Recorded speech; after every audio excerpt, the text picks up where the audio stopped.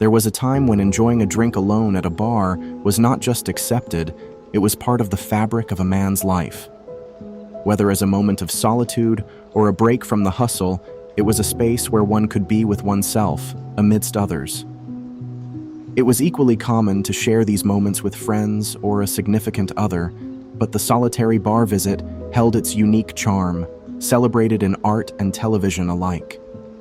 Regrettably, this tradition seems to be fading, particularly among the younger generation. The concept of stepping into a bar alone daunts many, with the lack of confidence being a significant barrier. Yet, there's a wealth of experiences waiting for those willing to embrace this venture. In this video, I'm eager to guide you through the benefits of visiting a bar solo. From selecting the perfect spot that suits your vibe to initiating engaging conversations and forging new connections, I'll demonstrate how these solo adventures can open the door to enriching social experiences. Join me as we rediscover the joy and art of the solo bar visit and how it can transform strangers into friends, offering a fresh perspective on social interaction. But why? The allure of solo bar visits might puzzle some, invoking questions and doubts. Isn't it a bit melancholic, some might ask? My own journey into the solo bar scene unfolded unexpectedly during my first lone adventure across the United States. I found myself in Nashville, Tennessee, a city synonymous with its vibrant bar culture and the heartbeats of country music. However, there's only so much country music one can absorb in a day. Craving something different, I stumbled upon a hidden gem known as the Red Phone Booth, a members-only speakeasy that seemed to whisper tales of the past. Clad in a navy blazer, my 23-year-old self managed to charm my way inside, marking my first venture into the world of solitary bar visits. What followed was nothing short of serendipitous. I struck up a conversation with a local musician in need of a guitarist for his upcoming show. The next thing I knew, I was the one strumming the strings on stage. The evening was filled with the warm glow of camaraderie, savoring drams of Redbreast Irish whiskey and my inaugural cigar. When I asked for my bill, I discovered it had been taken care of by a kind stranger I had chatted with earlier. That night, a revelation dawned upon me. Certain bars transcend the mere act of drinking. They embody a community. Since moving to a new city, I've learned that venturing to a bar alone is not just a means to enjoy a drink, it's a doorway to new friendships and experiences. The spontaneity of spending an evening solo, rolling the dice on what the night might hold, can lead to unexpected adventures. But here's the catch. Success in the art of solo bar visits doesn't come from idly sitting and scrolling through your phone. It's about choosing the right environment and embracing the experience with open arms. So, let's dive into mastering the craft of solo bar exploration, starting with the pivotal step, finding the right bar. Embarking on a solo bar adventure starts with a crucial step, selecting the ideal venue, a decision that hinges on your personal preferences and disposition. If you're someone who thrives in the energy of sports and enjoys spirited discussions about the latest game, a sports bar will likely be your arena of choice. This setting provides a backdrop conducive to engaging with fellow enthusiasts and immersing yourself in the game. Conversely, my preferences veer towards a more subdued atmosphere. I gravitate towards bars that exude a sense of sophistication, offering a tranquil environment where the cocktails are as refined as the clientele's attire. For someone like me, speakeasy bars or establishments where smoking is permitted present an allure. Discovering that there are still places in the US where one can enjoy a smoke indoors was a revelation, blending a touch of nostalgia with modern indulgence. The key to a fulfilling solo bar experience lies in finding a spot where you can comfortably sit at the bar itself. This setup fosters a more engaging and interactive experience, distinguishing it from the solitude of sitting at a table. In the US, this is a common practice, enhancing the social dynamics of bar going. However, it's worth noting that the tradition of sitting at the bar, once a staple in British pubs, has seen a decline, particularly in the UK and Europe, due to various factors, including health guidelines. Despite these changes, the essence of finding that perfect spot where you feel at ease and open to new encounters remains unchanged.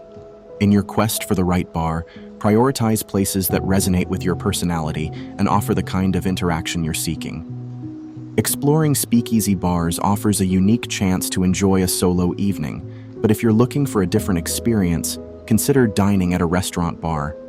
It's a strategy I often employ when I'm on my own.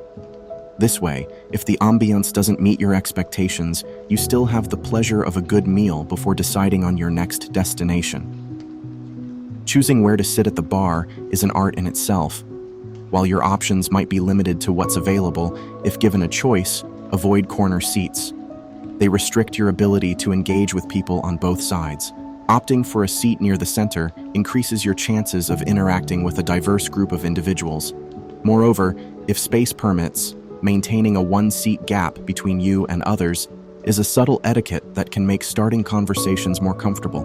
This gap is small enough to invite conversation, yet respectful of personal space. Should the interaction warm up, it's easy for either party to close the distance. Now, the primary motivation for a solo bar visit is often to meet new faces. Whether you initiate the conversation or someone approaches you, appearing approachable is key. The most unmistakable signal that you're not open to chatting is being absorbed in your phone. Thus, when you're at the bar, resist the urge to scroll or watch videos. Keep your phone tucked away and instead allow yourself to simply be present.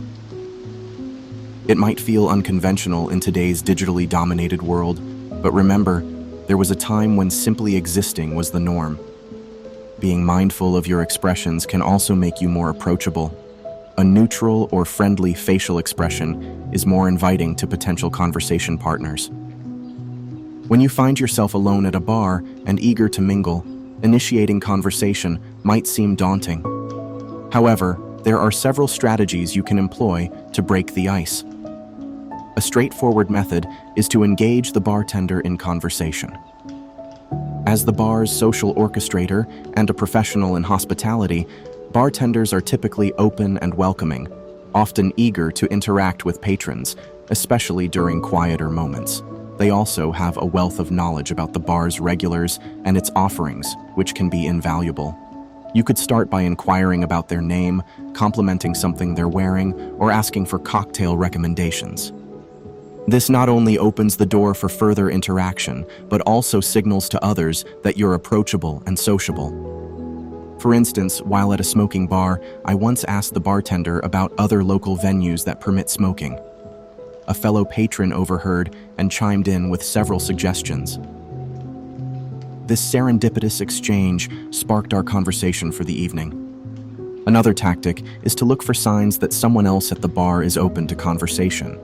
This could be a lone patron scanning the room or a group that seems welcoming to newcomers. Initiating dialogue can be as simple as making an observation about the ambiance, commenting on an interesting piece of attire, or inquiring about an unusual drink they've chosen. Moreover, presenting yourself well can also prompt others to engage with you, as it adds an element of curiosity. Well-dressed individuals often attract attention and interest, setting the stage for others to initiate conversation with questions or compliments. After discovering a bar that resonates with you, where the ambiance clicks, the drinks are just right, and the crowd is welcoming, consider making it your go-to spot. While venturing into new venues has its charm, the benefits of becoming a regular at a particular bar are manifold. You essentially join a community, ensuring that each visit greets you with familiar faces delighted to catch up.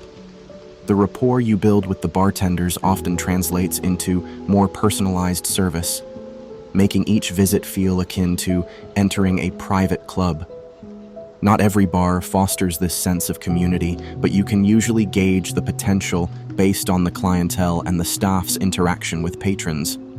Becoming a regular somewhere is about finding that second home where you're part of the fabric of the place.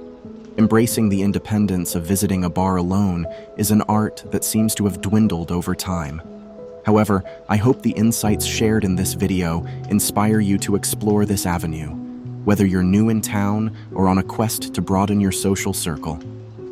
I'm eager to hear about your solo bar experiences, whether they were uplifting, disappointing, or anywhere in between. Your stories enrich our collective understanding of solo socializing. And for those aiming for an upscale bar experience, remember appearance matters. To ensure you're dressed for the occasion, it's designed to help you look your best as you confidently order your drink of choice. Thank you for tuning in. I'm looking forward to your comments and continuing our conversation.